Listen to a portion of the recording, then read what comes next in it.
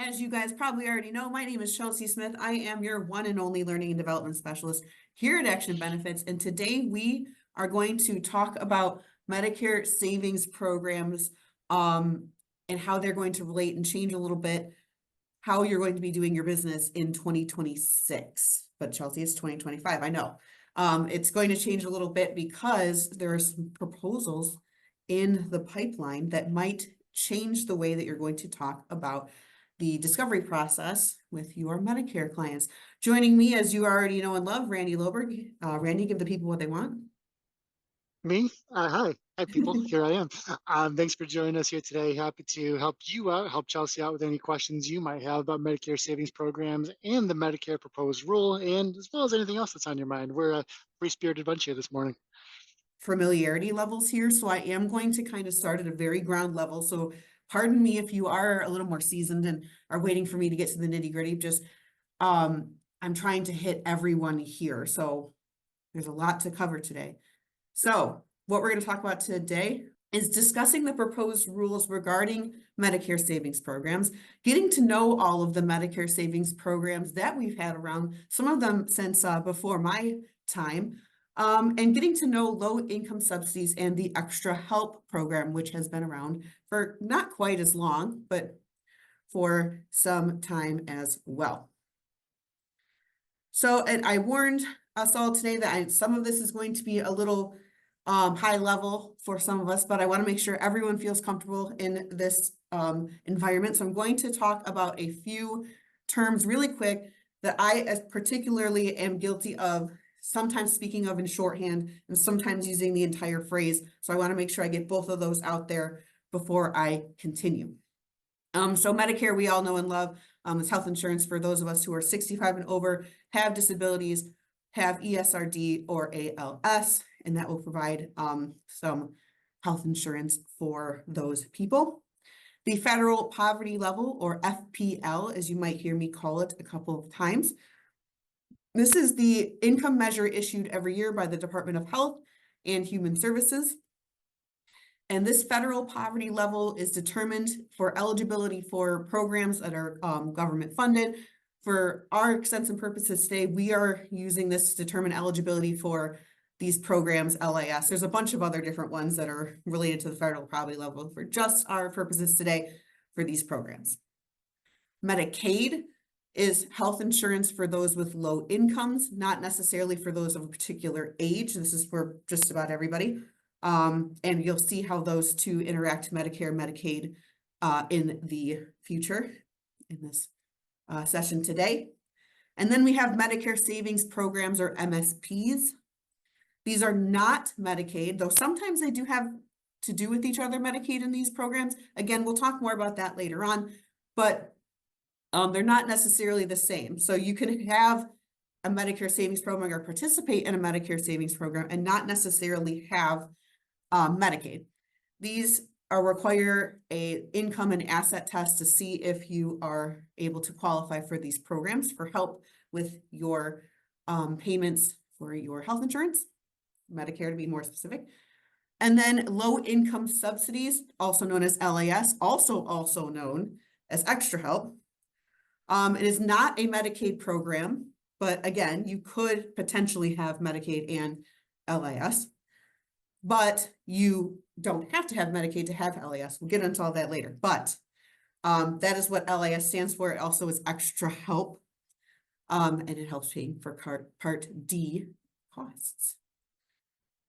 So hopefully that clears up some of it for some of us. But let's talk specifically just now about Medicare savings programs. So why Medicare savings programs and why now? Chelsea, they've been around since some of them since the 80s. Why are we talking about them now? Well, here's why. So CMS, as we know, has released some of its proposed rules for 2026. And agents, if this goes through and if the rule is put through as it's proposed, it will require us to discuss low income subsidies, extra help, and MSPs with our clients at the start of each session. So during our discovery process. This rule will apply to Medicare Advantage plans, MAPDs, and Part D plans. So this would put LIS and MSPs at the same level in your discovery process as like asking for a PCP or like asking what medications that that your clients take. So if it were me and I were an agent, I would want to start getting to know and familiarizing myself with these programs now. So I have plenty of time to like mull over how I'm going to work them into my discovery process and make sure that I know what I'm talking about if this client does ask me. Because for some of you in here, this is not new. You might be talking about this already, and that's awesome. For some of you, you might work with a demographic that these programs don't really apply to you, so you've never had the need to speak about them, and that's totally okay. Now you're going to be, if this rule goes through, you probably are going to have to, well, you will have to talk about these in your discovery process. So getting familiar with these now is really important. And as we go through these programs, I want to kind of highlight that because of this announcement, this webinar is kind of designed not just to educate you on these programs, but to kind of guide you through the things that you should listen for and look for when you're talking to your clients to kind of gain an insight as to what program might be best for them, so you can guide them through the process of getting to that program. Because what's the point if you're going to ask for them and then not help them get to that level of support that they need, right? Chelsea, if I can ask you to take a breath for just a moment. I wanted to say a few words about the proposed rule as well, while we have a captive audience. Proposed rule, of course, came out in November, still open for public comment through January 27th. So if you like what you hear or don't like what you hear today, Uncle Sam still wants to hear what you think about whether or not this should be part of your pre-enrollment checklist, and that's where the consumer would attest that you, yes, in fact, had this discussion with them. So I encourage you to, do your civic duty, be a participant and engage in that process. And we're happy to help you do so should you choose. Go ahead, Chelsea. I did take a look at some of those comments because I am nosy. And there are quite a few less than last year. Shock, I know. But there are still a lot. Like I wanted to say, like right after Christmas, I looked, and it was about 300 and maybe 350 or so comments at that point. So people still do have feelings, not as many feelings as last year, but they do have feelings. So if you do have similar feelings or want to talk about that, of course, thank you, Randy, for reminding everyone that we can still let CMS know what and how we feel. So let's take a look at the timeline of events that your client will most likely go through if they're interested in signing up for one of these programs and do get onto one of these programs. So very first and foremost, as you probably can imagine, you need to become Medicare eligible to get a Medicare Savings program. So make sure that this person is, has some sort of like ALS or what, certain disability, or is over 65. Then you must enroll in parts A and B. And then, or you should enroll in parts A and B. Most of the time, that's what occurs. And then apply for a Medicare Savings program through your state. If you have Medicaid, okay, before you started on your journey here, if they already previously had Medicaid, you probably are going to already be signed up for a Medicare Savings program. Double check, especially if your client is getting in their IEP and they're just phasing themselves into Medicare, double check, but they should be, if they qualify for a program and run Medicaid, they will probably be enrolled in one of these programs. But again, always safe to check. And then if the person qualifies for that Medicare Savings program, they then are also probably automatic, it's supposed to be automatic, get extra help or LIS with that enrollment to that Medicare Savings program. Now, if your client does not qualify for a Medicare Savings program, that does not necessarily automatically mean they do not qualify for LIS. LIS has a different level of support that it offers. And again, we'll talk about more of those details in a moment, but there might be a small percentage of your clients that will skip the Medicare Savings program completely and jump straight to the extra help for their Part D. And then after all of those happen, your client might potentially now be eligible for a DSNP and looking into that D-SNP might be advantageous for you and your discovery process to get them the coverage that best fits them, or right fits them, I should say, no best. Okay, so if you were unfamiliar, this is generally the process. There's going to be a couple differences, maybe. If your client doesn't want A and B, that might be that they skip right to, like I said before, might skip right to extra help or LIS because they might be sticking with their employer coverage, but still want to get a standalone part or prescription drug plan, Part D. That's an option too. But this is usually the timeline. Okay, bam, knowledge check. So our first way that I'm going to make sure that I'm doing my job as effectively as I can. So, which of these items will not result in an extra help enrollment? After we talked about that timeline of events, which of these will not result in an extra help enrollment? Take 1 second to answer that question really fast while I take a sip of water.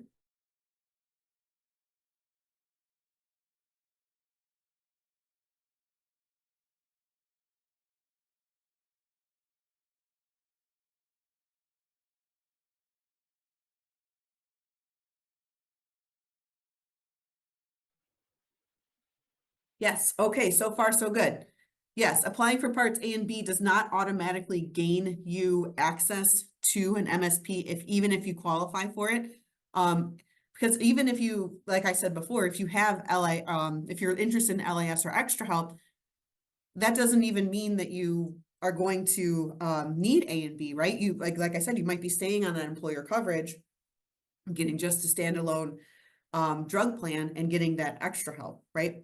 Applying for an MSP, as we said earlier, that automatically should get you onto an MSP if you qualify. Or I'm sorry, extra help if you qualify. Switch that. Having Medicaid, if you qualify for extra help, or I'm sorry, if you qualify for Medicaid, you will get extra help. You should at least. And then low income subsidies. With this answer, I tricked you because low income subsidies and extra help are the same thing. Extra help is just like its cute nickname. So awesome. Randy, is there anything you want to add before I keep on keeping on? I don't think so. I dropped out for a minute there as I had a technical issue or two, but everything sounds like it's all on the right track here. Cool. All right. So now we're going to jump into our nitty-gritty of the Medicare Savings programs.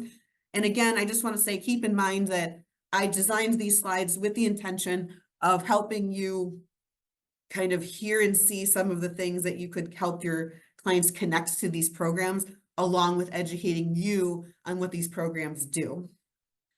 So sometimes I kind of organize things in these slides. It's going to seem like it's the same thing, but really I'm trying to draw attention to different things. Okay, so first let's start with what are Medicare Savings programs in the first place. So when you say Medicare Savings programs, you're talking about a couple of different programs, not just one. Unlike extra help, which is one program. So this is like a cluster of programs that the state pays for.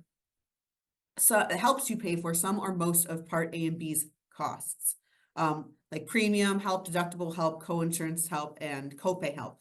And you'll notice that I have not put any figures in front of you, and that's because each plan covers different amounts depending on the level of need that the client has.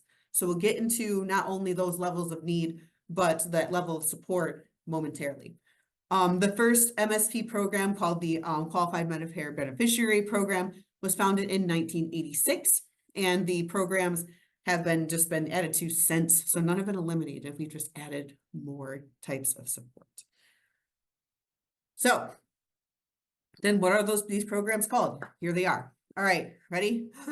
Qualified Medicare Beneficiary Program, or QMB, Qualified Medicare Beneficiary Plus, QMB Plus, Specified Low Income Medicare Beneficiary Program, or SLMB, that's fun, Specified Low Income Medicare Beneficiary Plus Program, or SLMB Plus, the Qualified Individual Program, or QI, the Qualified Individual Plus Program, or QI Plus, and the Qualified Disabled and Working Individual Program, QWDI. Whew, that's a lot. But Chelsea, why do some of them have a plus on there? Because some of them can play with Medicaid and some of them don't play with Medicaid, and some of them have differentiations between whether or not they play with Medicaid. So if the plus is on your client's name of that program, that means that that client has Medicaid and this program plus. You'll notice that QDWI does not have a plus option. It is not designed to work with Medicaid. So there should never be a situation where your client has QDWI, excuse me, and Medicaid. But the rest of them here, you can have both. Okay, so here's kind of how, at an overarching level, you as an agent can kind of look at these different programs and what they cover. Because for you, it's a little, you know what these terms mean a little more than your client will. So to me, this chart is easier for you to look at and understand the differences. So if you take a look all the way to the left, I'm pretty sure this is a mirrored camera. So just look all the way to the left. I'm going to stop using my hands to confuse everyone. So on that category is the different types of programs, and you can see the partial and full, which is the plus and not plus. Some of them, like QMB and QDWI, help with Part A, if that's something your client needs. As we know, many of our clients don't need the Part A premium assistance because they get it for free, because they worked long enough. But if you didn't work long enough, you would get assistance with those programs with Part A premiums, which we know is the much higher one than Part B. Part B assistance across the board, except for QDWI. So you might be noticing the patterns I'm going to talk about later on. But all of the programs, sans QDWI, will help you in some way, shape, or form with your Part B premium assistance. And again, to different levels, depending on what you qualify for. And then QMB will help you with cost share protecting, will help you with like your copays, deductibles, that kind of thing. SLMB Plus in some states helps. We are fortunate where we have a state where this does help. Don't ask me what the other 50 are doing. I don't know off the top of my head. And then last is receiving full Medicaid benefits. And you'll notice that's every other program on here, because like we talked about before, that plus means plus Medicaid benefits. So if your client doesn't receive Medicaid benefits, then they will not receive Medicaid benefits simply because they have this program. Two separate things. Okay. So I know that was a lot. Any questions, Randy? Is there anything you want to add? I do want to bring your attention to that, the third column or the fourth column, I guess, from your left, where we talk about cost share protection. So in Michigan, with these programs that do have cost share protection, well defined, your full bill benefit dual eligibles and your SLMB pluses, Chelsea's exactly right. Those beneficiaries won't have any copay or co-insurance responsibility under Part B or Part A for that matter. But if you do happen to be one of those agents who works in many states, maybe you have clients, you know, outside of the Metro Detroit area or otherwise, I do want you to be aware of that some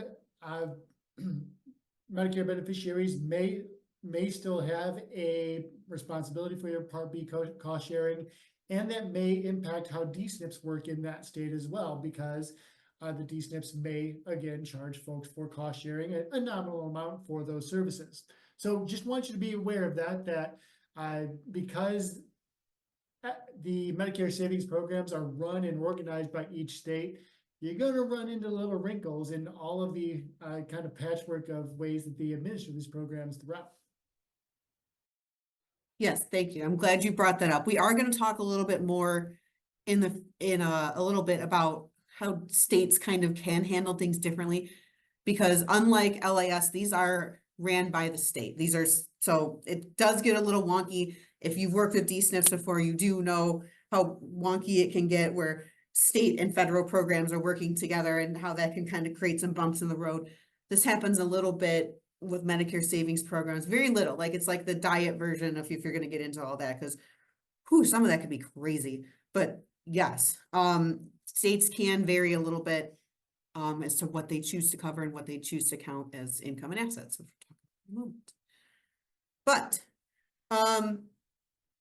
Thresholds for each program vary, just as the assistance varies from program to program. And within that, like I just said, there is a difference on how each state can determine who qualifies for what, because again, these are state-ran programs. So if the state wants to widen the amount of people that they want to support, they're welcome to do that. They cannot narrow, they can just widen.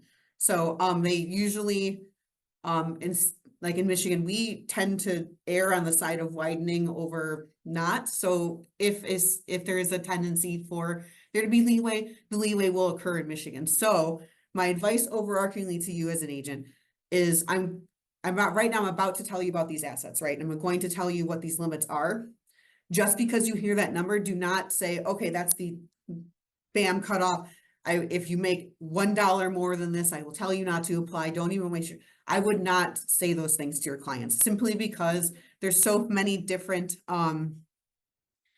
considerations in other states, including ours, that might push them over the edge to qualify, even if they're not hitting those exact overarching limits that are across all 50 states. Because that's what I'm going to cover today, just the limits across all 50 states. And then, you know, if you think that they might hit that wiggle room, or if they're close to those numbers, go ahead and apply, because each state might be a little different as to how they calculate those assets and incomes. So there are different numbers for admittance into those programs, like I said earlier, and again, we'll talk about those exact numbers when we get to each exact program. But overarchingly, let's talk about how assets and income levels are kind of measured, no matter what program you're in. Like the measurement is here, and then in this portion, and we'll talk about what each measurement equates to what program in a moment. So what counts as a income when you're talking about applying for an MSP? So incomes includes funding in checking, savings, or retirement accounts, and stocks and bonds. So those things are incomes and assets. So those will count towards whether or not you meet those income limits when applying. So what doesn't apply is your home, your car, a burial plot, $1,500 that can be earmarked for burial expenses, any furniture in your home, and then any household or personal items. So think like heirlooms, jewelry, paintings, your collection of those clowns things, whatever you're interested in, those things, your collection of cool stuff, they're not going to count any of those things, but they will count more liquid assets, I guess. I think I saw a question in the chat. Randy, we good? Okay, cool. All right, so those are, again, these are overarching, and notice I did not put any exact numbers in the asset, because those are going to change, right? But overarchingly, these are the things that count once you get there.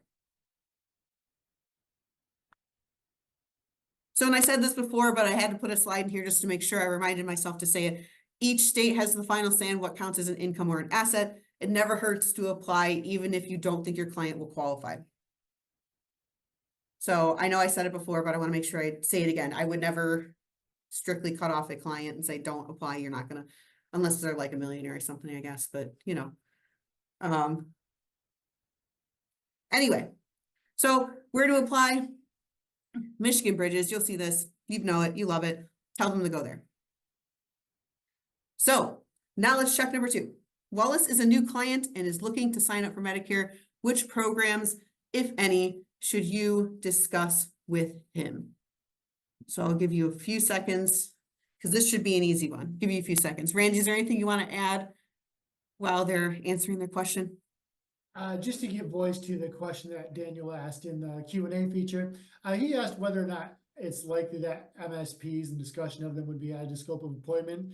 And right now, all indications are no to that. Instead, we'd expect this item to be added to the pre-enrollment checklist before you will enroll someone in MAPD, MA, or standalone PDP plan.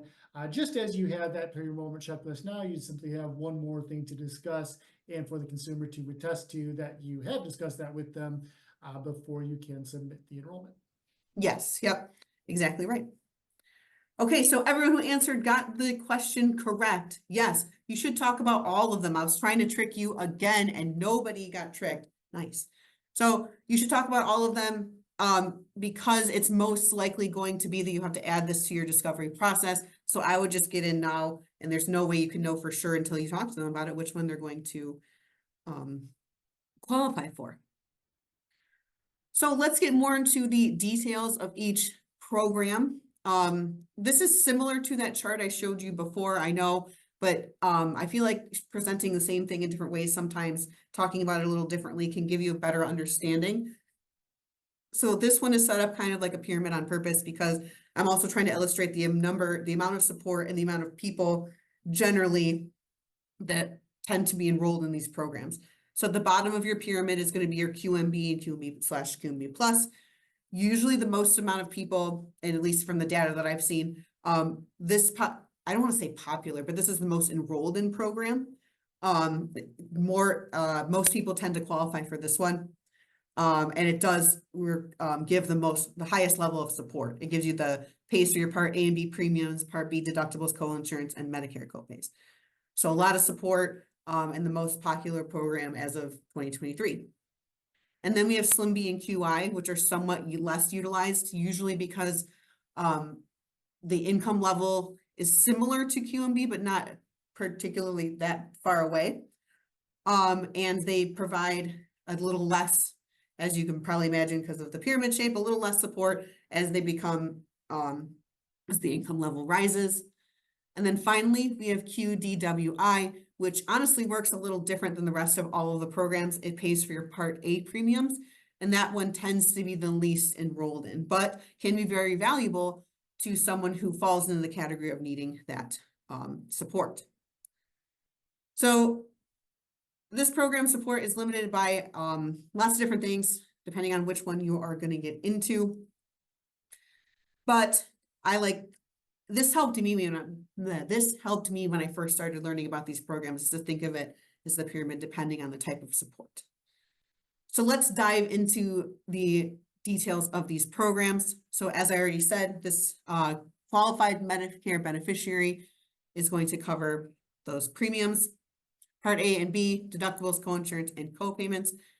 This only covers from after you are approved onward. So you do not get back coverage, which will be something you might hear later, but you only get coverage moving forward, not backward.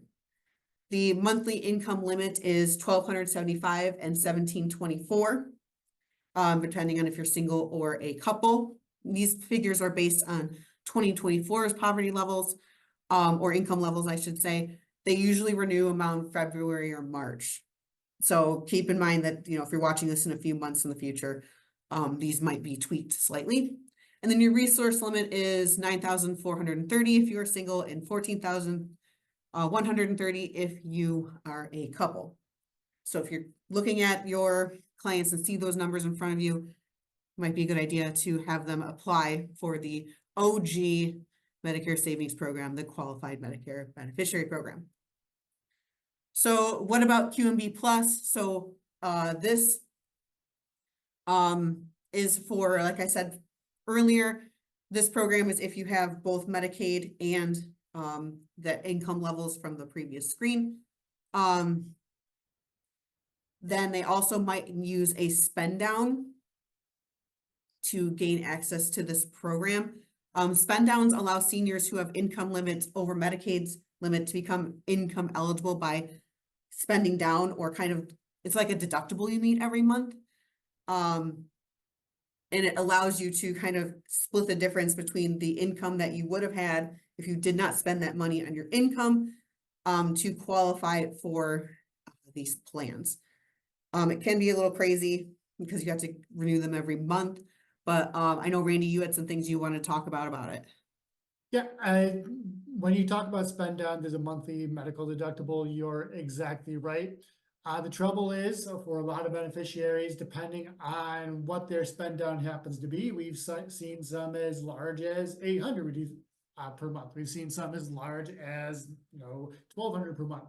and that is a spend down only on medical expenses. That is your medical deductible. In all reality, your beneficiary doesn't have Medicaid until they've met that spend down every month here in Michigan. Other states do have the spend down on either a quarterly or a yearly basis. Here in Michigan, again, that deductible resets every month. So when you do have someone that is on that spend down and needs to spend down before their Medicaid kicks in for the month, sometimes we have to take a look at whether or not a D-SNP really makes the best sense for them, or there are other plans that could work for them should we go into the Medicare Advantage market with them a bit later on. But that's really what I wanted to point out, is that that spend down can put some even more strain on some already vulnerable folks. I will say too, I know some of the people on our individual team know a ton about spend downs. They sometimes confuse even me. I have to like think a little bit when I explain spend downs. So if you have any questions with those, hit up your account managers. They really know their stuff when it comes to the spend downs. So, but there is more with the QMB. Don't think we're done. There is a renewal that is required each and every year because, as I said earlier, the income levels change every year. It is explicitly illegal for bills to be sent to someone with QMB, but it does sometimes happen. That's like my caveat with all these programs. I've noticed, like, usually, but so usually they should not be getting bills. If they do, that's a mistake. Do not warn your clients. Do not let them pay them. Well, you're not there, but don't tell them not to pay them, and then get contacted with Medicare and straighten that out. Don't let them pay. Medicaid, if this person has Medicaid and QMB, Medicaid co-payments are not covered here. They might still have to pay. They're usually really small, but if they are there, if Medicaid does require co-pays, your client would still be responsible for those. And then, as we talked about, extra help is tacked on to all Medicare savings programs. So if they get this program, they will also get extra help, which we'll talk about momentarily. So our next level of our pyramid tier of coverage is SLMB, so specified low income Medicare beneficiary. So this helps pay for Part B premiums and A if this person needs that support, but of course we know often not a thing. This one does cover back pay. That's the difference. This is kind of what in my head makes SLMB stick out, is it will cover up to 3 months of premiums, and then we'll cover all future months where the income is greater than the QMB limit, but lower than the limit for SLMB. So it's kind of like this threshold right there, smack dab, where that's kind of why this program is less enrolled in, because the income level is kind of specific. So your monthly income limit for SLMB based on 2024 figures is $1,526 for a singleton and $2,064 for a married couple. And then your resource limit is $9,430 or $14,130 if you are married. What about SLMB plus? Same thing. This means that you just meet the criteria for Medicaid and SLMB, and then you can get that spend down as well. And then there's a little less more on SLMB, but you do have to renew each year, just like QMB, and there is extra help again tacked on to that as well once you get SLMB. Okay, qualified individual. Again, that third, if you're looking at the pyramid, third one from the top, or third one from the bottom, middle top, whatever, helps you pay for your Part B premiums to a lesser extent than SLMB would. Your monthly income limit must be $1,715 for an individual and $2,320 for a married couple. And then your resource limit will be $9,430 for a singleton, $14,130 for a married couple. Resource limit tends to be kind of similar through all these. Okay, there's more to this one as well. Again, requires yearly renewal. The coverage is only good for the current year that it was applied for. So keep that in mind. states approve on a first come, first served basis for this one, with preference given to those who have already had it in previous years. I never saw a limit to the number of people who could be enrolled in any of the other programs. This is the only one that mentioned one. So I thought that was something to keep in mind. Again, you get tacked on extra help, just like any of the other programs. And if someone qualifies for Medicaid, they cannot get help with this program if they have just the QI version. I think it's important to point out that states fund this program at their leisure or ability, maybe not even leisure.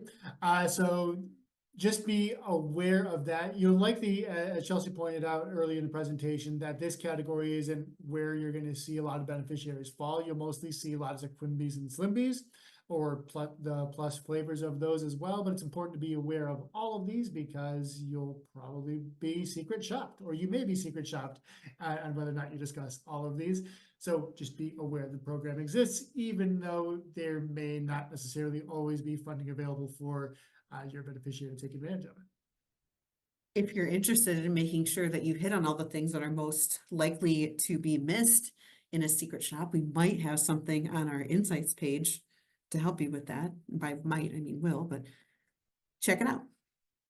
And last but not least, we have the Qualified Disabled and Working Individual Program, the QDWI. So I said this one's a little different, it's because it is. So this one is kind of for people who worked most of the amount of time, or close to the amount of time that they would have to where they would have got it in premium free Part A, and then had a series of unfortunate events where they no longer were able to meet to that working number. I think it's 40 quarters to get that premium free Part A. So this would kind of close that gap for that person. That would help them pay for that premium, or Part A's premiums, which we know can be really high. So that's why you'll notice these income limits are really high. They would lose that disability income because of it, and did not return to work. This would throw them into this category. And this is the only program that straight up will not let you have Medicaid and this program, because you shouldn't need have that same need, because this program is designed differently, right? It's designed to just help out those who missed out on premium free Part A because of a misfortune, right? Usually. So the income limit here, as we said, really, really high, 5,105, 6,899, and then that 4,000, 6,000 resource limit. And I think just to clarify this program is really designed for that small subset of folks who were eligible for premium free Part A, but they lost it because they returned to work, because they've recovered from their disability, or have found, a new job here, right? Those folks would still be eligible for Part A. The problem is they're losing that premium free Part A, so they have to pay for it. This helps make up the difference for them. So I want to make sure that we were clear on that point, that this program, that having lost premium free Part A and returning because you return to work is one of the key factors in your eligibility here. Yes, the return to work is the key part. Yes. It is, and this is the most infrequently used program too. Looking at the data points, it was like the tiniest little, it's like pull out your magnifying glass to see. So you might not have a ton of interaction with that program, but it is there. So this slide is kind of designed to have you look at the kind of highs and lows, or the best and worst of each of the programs. So for QMB, this one gives the highest level of assistance if you were to separate it from the rest, but it does have the lowest income or the most income restriction, because you have to have a very low income to qualify. SLMB does retroactively pay and is the only one that does that, but it does only help with Part B premiums. QI partially pays for Part B premiums, but you cannot have QI and Medicaid. And then QDWI pays for Part A premiums, but you cannot have Medicaid with that one. So if a client's going to remember like one thing about their program, this is probably the thing they're going to remember. So listen in for these key points if you're going to have them talk about their program, if they're coming in already enrolled in one of these programs. So now let's check number 3. Let's hit this one up really quick. So let's say your client can't remember which program they're enrolled in, but they do remember that they get retroactively paid for some premiums when they were enrolled. Which program is he most likely enrolled in?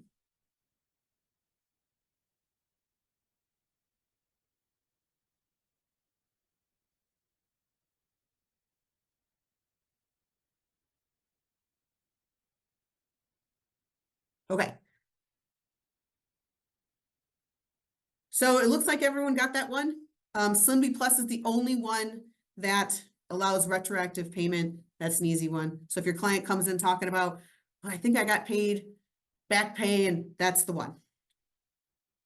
So what to look for in your enrollment processes. So if you have a client who's looking for that assistance and they probably will be interested in a DSNP as well. But how do you know which plan is going to play nice with those programs? If you're using, I'm just using coverage for one as my example here. These are going to be listed right underneath the name of the program. You can see the orange box I put over there. That will let you know which programs will play nice. You'll notice that they have the pluses because they are Medicaid programs. Okay. So you'll notice, however, that it might be easier for you to check beforehand with your client. The easiest way to do that is to throw their Medicare number in there. When you are putting together that profile right first during the discovery process, if they have their Medicare number handy, just throw that in there, and then that way you know for sure which programs they'll qualify for. But if that person doesn't have the Medicare number, that other slide right here might be a better option, because then you can see the different programs and maybe be able to guess. But of course, being accurate is always better. So throw in that Medicare number. Okay, Randy, did I miss anything about Medicare savings programs in any way, shape, or form before I move into extra help? I don't think so. I think, again, I just want to reinforce the idea that you're always going to, you're generally going to see, if you're going to see a Medicare savings program come across your desk, it's going to be a QDWI or a QDWI Plus or SLMB or SLMB Plus. It is important to point out that, as Chelsea did, that every DSNP, which your clients may be eligible for, does accept different programs. Like Priority Health DSNPs only accept QDWI Plus, SLMB Plus, those with full Medicaid. But you do have DSNPs from Humana, DSNPs from UHC, which accept partial or those with partial Medicaid. So just be aware of that, and that is a key determiner in the kind of plan you may want to discuss with your clients. Okay, cool. So any questions on the Medicare savings programs, please throw them in the chat before we keep on keeping on. But let's move on to low income subsidies, also known lovingly as extra help. I usually refer to it as extra help in my day-to-day speaking of the program, because I don't know, it's just nicer sounding. I just like it better. But so what is this program? So the very kind of basic overarchings of this program is the same. It's meant to help beneficiaries afford their prescription drugs. But the way that it goes about doing this is kind of different from MSPs. So it kind of deserves its own little section of the presentation. So this program is federal, unlike MSPs, which are state. And it helps pay for some or most of Part D costs. So it'll be a $0 premium, $0 deductible, and then you'll have the payments, your copays for your generic and brand name drugs reduced. We'll talk a little bit more about those numbers in a moment. This program started with the birth of Part D in 2006, so it's always been around for the same amount of time that Part D's been around. The only difference is once upon a time it had levels of help, kind of like the Medicare savings programs, but we got away, did away with those in 2004. There's no such thing as a partial tier anymore. So if you hear the phrase partial tier, that is related to the program, but is not necessarily part of the program anymore. Anybody who was on partial tier previous to this point was enrolled into full tier. So now everybody, like, If someone mentions partial tier, you're going, no, you got full tier. Don't worry about it. Pretend like you hooked them up and you did something, you pulled some strings. Okay, so who qualifies for extra help? Beneficiary, you should be able to answer this already, but I'm putting it here just to make sure. Beneficiaries get it automatically if they're enrolled in Medicare and have one of any of these things, Medicaid, an MSP, or receive supplemental Social Security, or I always try to throw the word social in there, supplemental security income. So if they have any of those three things, they should get extra help automatically. Beneficiaries should consider applying. So this is where I talked about earlier and mentioned that this program does extend a little farther than a lot of the Medicare Savings programs because it does stretch to 150% of the federal poverty level. So if more people are going to qualify for this program than the MSPs. So if they applied for an MSP and didn't get in, that doesn't necessarily mean that they won't be able to get an extra help program. So check out that for them if they get to that point. So don't give up if they get turned down for an MSP. So for that 150%, the levels for 2024 was 1903 for a couple, and I'm sorry, 1903 for a singleton and 2,575 for a couple. And they have assets less than either 17,600 or for a couple 35,130. So these are the kind of things that ear to the ground, eyes out. If you are trying to find someone or want to help them with extra help, look for those kind of numbers and figures. So how do you enroll? Extra help, again, is not a Medicaid program. So I kind of think of this slide as the barriers of entry your clients might bring up to you if you try to tell them, oh, extra help, you may bring it up and they go, oh, that's not for me. I didn't qualify for a savings program. You're like, it's not necessarily the same. So if it's not a Medicaid program, you do not need to have Medicaid to have extra help. Part D enrollees who have 150% of the federal poverty level are eligible. So if they, again, like I said before, applied for an MSP, didn't get in, but they still feel like they need some help, this might be for them. And they can apply through SSA.gov or their local SSA branch. So this is like because this is a federal program, not a state program. You're not going to Michigan Bridges for this one. So what will a client pay if they have a low income subsidy? Those with income over 100% of the federal poverty level will get $0 premiums and deductibles and reduced co-pays. So they will pay $4.90 for generics and $12.50 for brand names. And then those with income below 100% of the federal poverty level will pay $0 premiums and deductibles, and then they will have reduced co-pays of $1.60 for generic and $4.80 for brand name. So so again, different levels of support for different levels of need. So keep that in mind.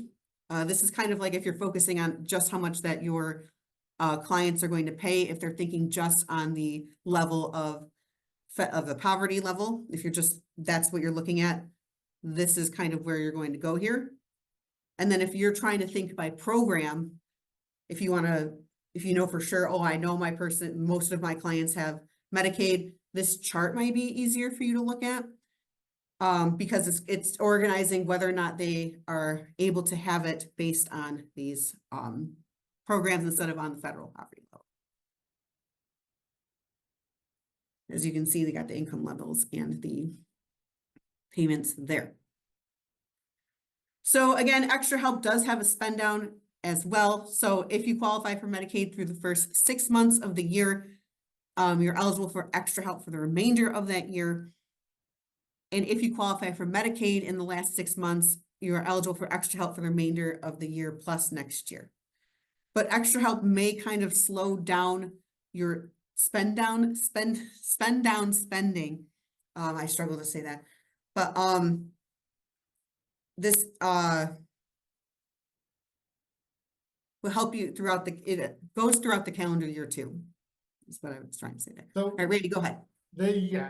how it slows down spending is that, so if you have if you have extra help, you're only paying either that $4.90 or the $12 and some change for your drugs, right? And that's all well and good, but when you go to the pharmacy, you're only paying the $4.80 or the $12.90, whatever it happens to be. Meaning that it suddenly gets a lot harder to meet your monthly medical spend down for your full Medicaid benefits to kick in every month. So there is this weird gap, so to speak, in the benefits, right? Where if you're eligible for extra help and you have a spend down, your clients are going to have to feel some pain before their Medicaid benefits actually kick in for the month. So just be aware that that's a possibility as well, and happy to walk through some more concrete examples with you either privately, or if we need some time afterward, we can kind of break the whiteboard out and see how that might work. That's the hard thing with the spend downs. It's like, I don't want to get too deep because there's so much into it, but then we have 9 minutes. I don't want to spend tons of time, but I also wanted to point out, I just got a chance to check the chat, and Keith, yes, you absolutely, if I were to err on the side of either one, I would err saying, yes, apply for an MSP because you should get extra help with that. But if you know for a fact they're at that 100, right at that 150% cost, extra help is an option too. Because some people they get denied the MSP and they're like, oh, I don't get any help. You do, just not the one you applied for. Right, and we should note, to be exceptionally clear, there's no penalty, right, for being rejected. You don't lose Medicare coverage, you don't lose extra help or anything else, or lose any assistance you're currently entitled to if your application is rejected. The worst that happens is you get a rejection letter. The best that happens is your client gets a little bit of assistance to pay for some of their Medicare expenses or some of their drugs. So if you have someone that's even close to the thresholds, never any harm in applying to get that assistance they might qualify for. If it makes you feel any better, you can say Chelsea made me do it. That's fine. I'll take it. Okay. But there is more for extra help starting in 2025 if you have extra help, or Medicaid for that matter, but we're talking about extra help, so we'll stay on extra help. You might be able to change your PDPs, standalone PDPs once a month. So that is brand new. I thought I'd throw that out there. And to answer Christine's question, no, you cannot change your Medicare Advantage plan every month, only if you are enrolled in a standalone PDP. The rule makes a clear distinction between the two. I had to look that one up too right before we started. Don't feel bad. That was it is brand new. I had to take a second and remind myself, oh yeah, throw that in there really quick. Okay, so super duper fast. I know I saw someone saying they were getting the wrong question in here. So let me triple check where I'm clicking to make sure I'm clicking on the right one. Okay, yes. So Elizabeth does not qualify for Medicaid, but makes about 140% of the federal poverty level. What would you suggest Elizabeth does? And this one is kind of a trick question, kind of.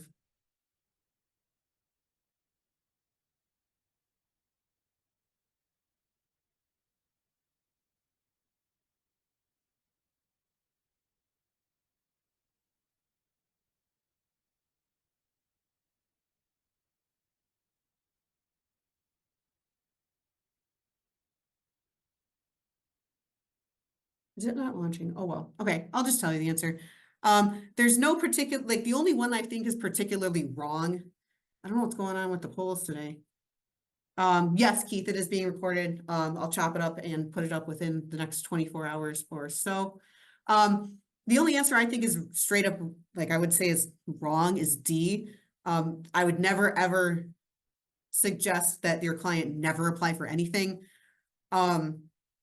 But if they're making 140% of that federal poverty level, we know for sure they're going to qualify for extra help, right? But depending on what state we're in, depending on what qualifies an asset, blah, blah, blah, blah, blah, they might still qualify for any of these programs. So Keith, this is where your thought process is coming in here. So yes, I apply for whatever that your client feels most comfortable with. You know for sure they're going to get that extra help. You might be able to squeak into that QMB program. And generally speaking, depending on the state you're working with, and you don't necessarily need to select that you are applying for, I think I'm going to go for a QWDI, or I think I'm going to go for for, you know, any level of this. All you need to do is say, I need help with the Medicare Savings Program, and report the eligibility or report the income and assets, and the state will determine your eligibility for the program. So it's not the burden shouldn't generally be on your beneficiary to try and figure out which box they fit in. The state, at least in Michigan's case, will do that heavy lifting for them. Yes, good clarification. I didn't think of saying that, but yes, there's not 5 different applications. There is one, like, and then they will tell you which one you're qualified for. Wish it was like that for college, when I played for college, dang. Okay, so a lot of information I just gave you. If I were to summarize everything I just talked about in one slide, I would say, remember these few things here. CMS has proposed requiring these discussions for 2026. So start familiarizing yourself now, which preaching to the choir here, I guess, because you're here in my webinar. So good job. The savings programs, MSPs, are state-based, and they give gradual levels of tiered support. Some programs do not play with Medicaid and some do. So don't let Medicaid be like your complete compass as to whether or not you're going to qualify for these programs. Then extra help is from the feds. Most people, or should, we'll keep using the word should, MSP enrollees should get extra help. Always a good idea to double check though. And then this one has a little bit different level of poverty it focuses on to try to give a few more people some support if they need it. And just as an example of why it's important, I think, to check and to help your MSP enrollees, you know, look at their extra help status, is often if you were to go enroll in a DSNP, and honestly, this happens with a green carrier we work with more often than it probably should.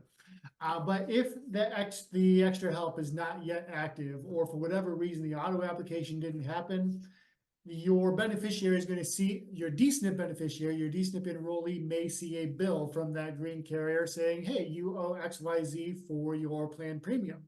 And your beneficiary, rightfully so, is going to come to you with questions and say, hey, this was a 0 premium plan. Why do I owe $33, or whatever the case happens to be? And the reason why is because their extra help, their LIS, had not yet been active yet. Now, the carriers will usually help facilitate that enrollment process in the MSP, and they will refund or not charge any premiums that they incorrectly charged, because that's breaking a law or two. But just be aware of that. If you have a DSNP enrollee that all of a sudden is getting a bill for their Part D premium, it's because their extra help is not active. So your first call, or their first call, or their representative's first call should be to their local Social Security office. This is between MSP and SNAP. Sounds like we should. So SNAP, that's I'll take that. Yeah. Unless you're ready. So MSPs, Medicare Savings Programs, only help folks deal with pay for their Medicare Part A and B costs. SNAP, or Supplemental Nutritional Assistance. Yeah, that's food stamps, isn't it? Well, it's the new food stamps. Right. Only works for food. And yes, Medicaid eligibility can impact, generally is a good indicator of whether or not you're eligible for these other programs as well, Keith. So the key difference is Medicare Savings Programs only pay for Medicare. Your SNAP only pays for your food. But if you're Medicaid eligible, you are likely eligible for both. Yeah, it's a good indicator. Yeah, that's okay. I was like, I was like thinking there's a program I never heard of before. I'm like, I'm not on the cutting edge. What is this?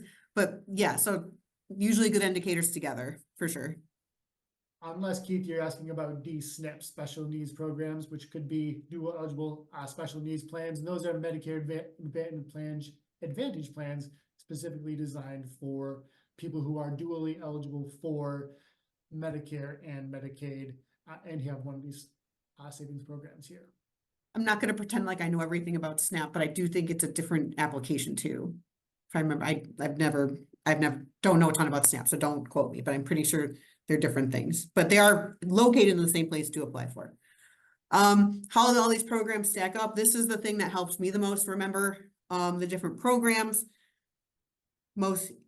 Again, I don't want to say popular, but usually the most enrolled in program is QMB, oldest program, and then heading upward. And that's about it. That's about all I have for you. We had a bunch of questions in the chat, which I am really excited for. That's like my favorite part of giving webinars is to answer your questions. So throw them in the chat if you have any more. And boom, I hit 11 o'clock. I did it right on the dot. My New Year's resolution was to stick, and it was last year too, if you remember correctly, to try to stick more to an hour. So I did it. If you need to go ahead, but I just want to give a quick plug to some of the other things that we have going on around action. Next week, we have a webinar on meta ads. So if you are interested in getting your toes wet in the digital marketing space, kind of what Randy and I do for some portions of our day, we can walk you through that process next week. I also wanted to plug, I already did it once, but account managers, always get to your account managers with any questions you have. They know a lot. They're sitting right over there. See them every day. They're a great group of people. Contact them with any questions that you have regarding any of these programs or anything else or anything really. They just like talking to you. They do. I like talking to you too. So ask me stuff too if you need to while you're here. Randy, did I miss anything? Anything you want to add? Talk about what's going on around here? I think that's the big stuff. Again, want to thank all of you for your time and attention here today. You can always get in touch with us at any of the methods you see on the screen here. And we hope you stay warm and less snow covered than you might be today. Yes, hopefully you didn't have to drive anywhere today. So hopefully you're in the comfort of your home office or couch watching us and not driving in the snow. So if you have any other questions, again, throw them in the chat. Otherwise, thank you so much for spending time with us. Have a wonderful day and come visit us next week for some meta ads help. See you later.